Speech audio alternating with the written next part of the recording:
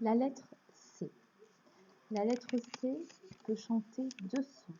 Elle peut faire le son K et elle peut faire le son S. Observons déjà la première liste de mots.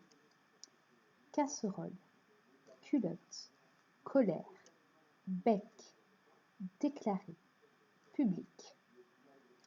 Je continue avec la deuxième liste.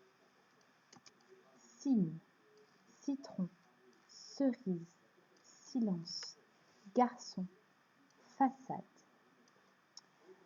Observons de plus près les mots pour comprendre dans quel cas la lettre C chante le K et dans quel cas elle chante le S.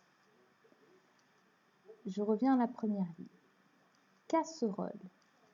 La lettre C s'accroche avec la lettre A. Sur le deuxième mot, le mot culotte, la lettre C donne la main à la lettre U. Sur le mot colère, la lettre C donne la main à la lettre O. Dans ces trois cas, je me rends compte que le A, U, O, ce sont des voyelles. Devant le A, le U et le O, la lettre C chante donc le K.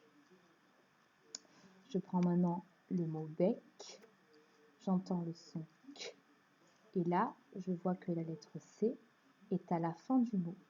Donc à la fin d'un mot, la lettre C chante le K. Je continue, déclarer.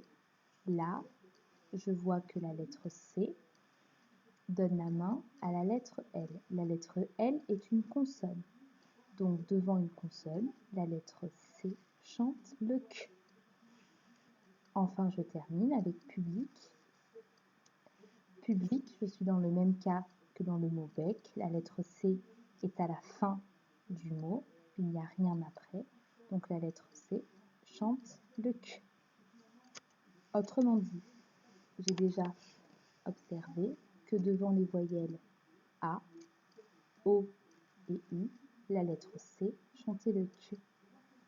Pareil pour les consonnes, pareil quand la lettre C est à la fin du mot. Je continue avec la deuxième colonne.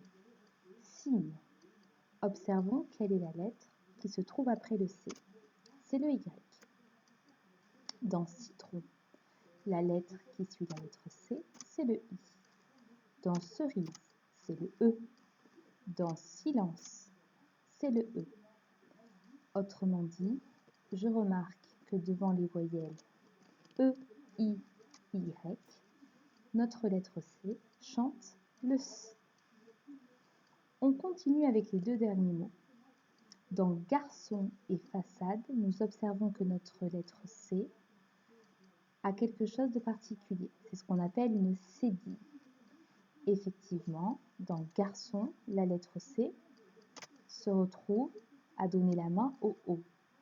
Et on a vu que devant la lettre O, la lettre C chantait le K. Pour pouvoir chanter le S, on rajoute une cédille pour pouvoir faire garçon.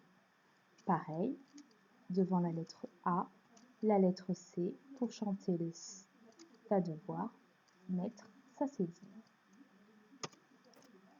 Pour résumer, la lettre C chante le K devant les voyelles A, O, U et devant toutes les consonnes. La lettre C chante le S devant les voyelles E, I, Y. Pour chanter le S, on rajoute une cédille devant les voyelles A, O, U.